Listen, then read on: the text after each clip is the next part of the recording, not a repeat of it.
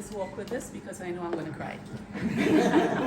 And I would cry already. I had been dabbing because of the words from my beautiful cousin, Alessandra, and my sister, Leah Hill.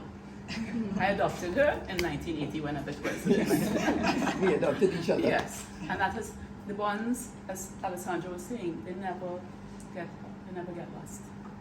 She's been living abroad, she's been traveling all over the place. I have not seen these people for many years until I came to Barbados this week, and the love has never changed. So thank you. Forgive me if I cry and all the makeup starts to run. That's my life, okay? So I would like to say thank you to all of you for coming to join me to celebrate the launch of the Courage to Fly here in Barbados. It is the first Caribbean island that I'm taking this book to, and I hope it will be the beginning of many other Caribbean islands. It was launched in Trinidad at the end of last year. It did very well. It's available on Amazon to the diaspora. But one of my missions at this part of my life is to walk this book to the women of the Caribbean, I keep saying women, who need to find their own courage, to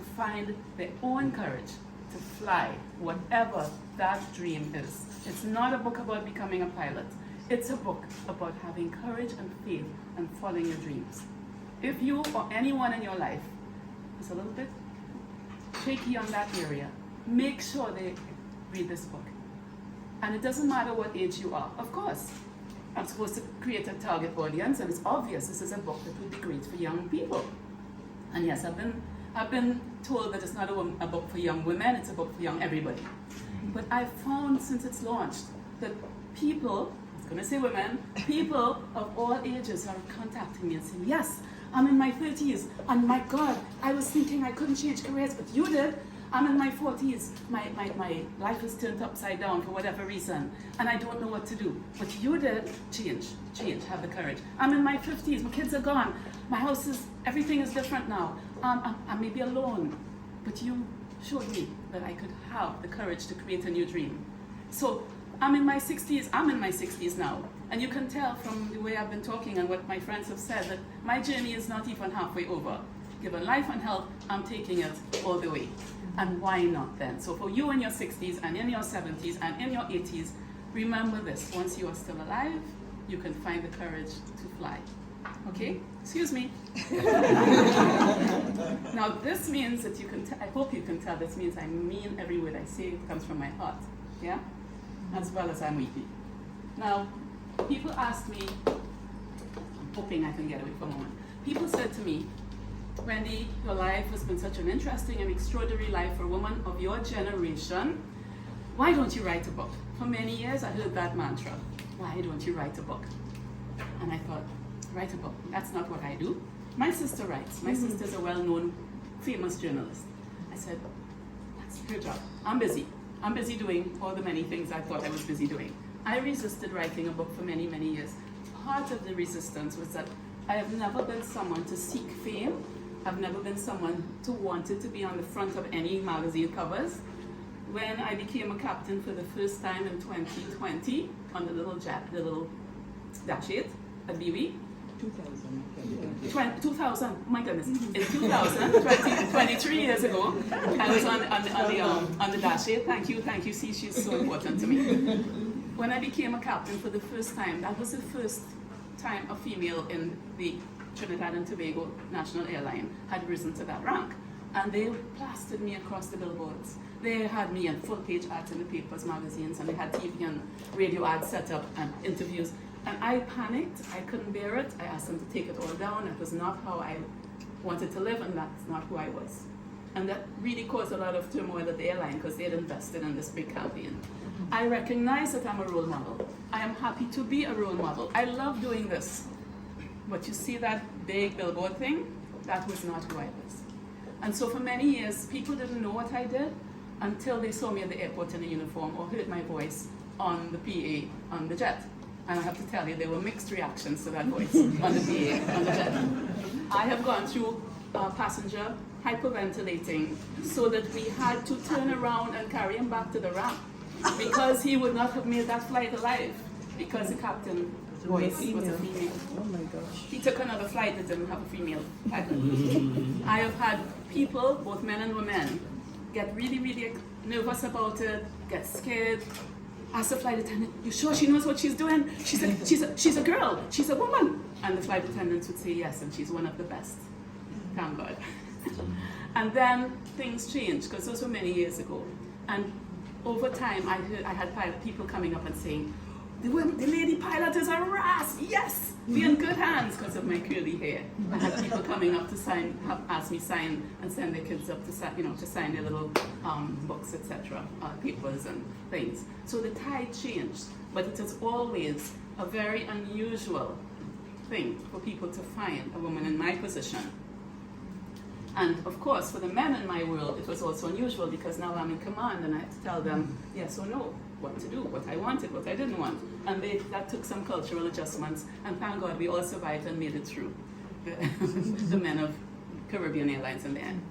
So I had no intention of writing a book. I knew who I was, I knew what I had done, the people who I loved knew what I had done.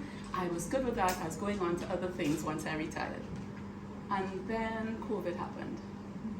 And during that time of turning inwards and everybody having a whole different approach to life and looking at things differently and doing things differently, I realized, because I was a feng shui master consultant, that many of the people coming to me for help, because it's an energy changing thing that I do, were very down and discouraged because of the world situation and their life situation and the financial impact. And they didn't have the courage to rise above the situation that we were all now in. And I was finding it quite fine. And I said, what's the difference? And it's because I have learned and taught myself, and also through my spiritual path, to have that belief in better and more and abundance and dreams. So I said, how can I help my people to reconnect with their dreams, to re-believe that there is a future after COVID, that they can do stuff no matter what has happened, they can rise from the ashes and fly again. And I thought, oh boy, I have a story that perhaps can help. I guess it's time to write that book. And so I sat down on May 9th last year and started penning The Courage to Fly on my laptop. And 6 weeks later, that book was done. And 2 months later, it was published. The hardest part was getting it published because I self-published. And had to learn how to do all these things, but it's all new skills for me. And I launched it. And I have never looked back because the feedback has been tremendous. The people that have reached out to me from across the world to say what it has meant to them just shivers my timbers and makes me cry again. So I now know that this is part of my journey, as long as I have life and energy, to do this. And again, still, because I was a woman in a time when, and a country when, women didn't do certain things, and that was the message I had for all my growing up years. Until I was in my 20s, I didn't know I could do any of these things. I want to make sure there are no women, and okay, men, in our Caribbean that are told that message and believe that message. If my book can help, if I can help by my talks and my visitations, that's what I want to do. Okay, so having said that, let me introduce you to the book. Courage to Fly is not a small book. It's not a big book, you can see it. It looks really nice and small. It was made so for a reason. If I was to write the story of my life completely, it would have been a really fat book, nobody would read it. I wanted to write a book people would actually read, and it would be easy for them to carry around so that they could have it and read it on the airplane and read it on the bus and read it on the beach, and it wouldn't be a hassle. I wanted this book to have all the right bits to inspire people without being onerous. I didn't want it to be a celebration of all the things I did. I want this book to be a celebration of you being able to do all the things you want to do. And so what I did is I took snippets from my life that I thought would be relevant and have impact and give a message that would shiver your timbers and make you shift from wherever you're stuck. And I put them in this book. Each chapter is like 2.5 pages.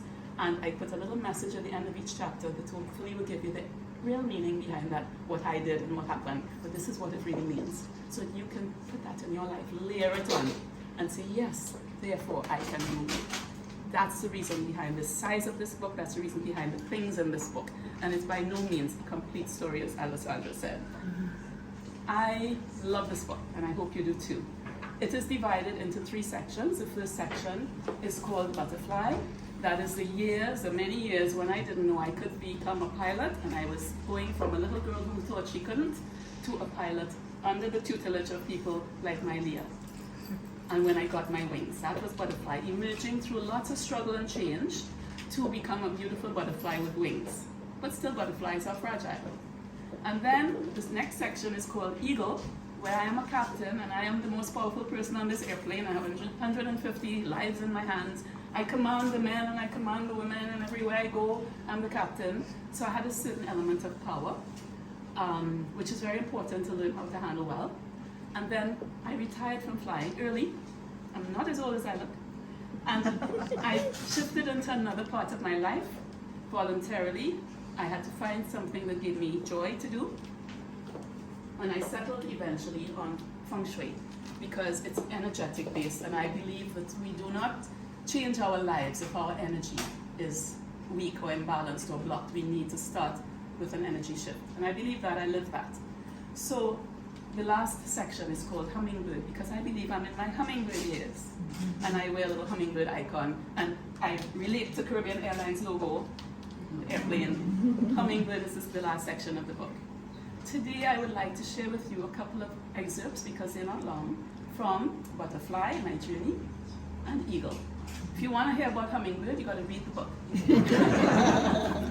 Okay, so I'd like you to join me. How many people here have actually read the book? Oh no? Okay, half, okay. All right, so therefore you guys, Sally, would you like to choose a chapter? I've got a chapter selected, suggested by Denise here, and I'm going to choose the first chapter, and then I'm willing to read one or two other chapters based on your suggestions. So we have one from Denise, right? Okay, so we're going to start off by me putting on my glasses this way.